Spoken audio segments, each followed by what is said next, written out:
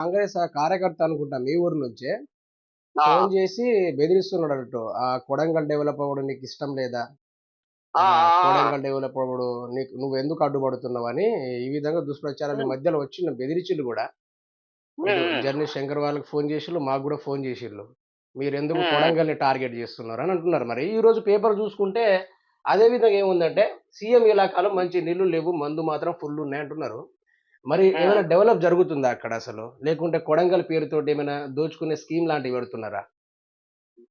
Scheme అంటే ఇక దోచుకుని ఉండాలి దాచుకుని ఉండాలంటే అవి ఇంకా సమాజంలో ఫస్ట్ జనాలు మంచిగా లేవు అంటే అసలు నాయకులు జనాలు మంచిగా లేకపోతే అది జరుగుతూనే ఉంటుంది. అది పక్కకు పెట్టేసి ఉమ్, అసలు మీ డెవలప్మెంట్ కి మీరెవరు అడ్డుపడడానికి మీరు ఎందుకు అడ్డుపడతారు? మీరు జర్నలిస్టులు మీరు ఎందుకు అడ్డుపడతారు? ఏమన్నా అన్యాయం ఉంటే న్యాయం ఉన్నా అన్యాయం ఉన్నా దాన్ని ప్రజలకు సమాచారం చేరవేస్తారు. మీరు అవునవును. ఎందుకు అడ్డుకుంటారు? ఉమ్. ఆడ ఏమైంది అంటే కొడగల వచ్చి ఏమని ఫోన్ చేసిండు అంటే కాంగ్రెస్ కార్యకర్త ఆ పిల్లవాడు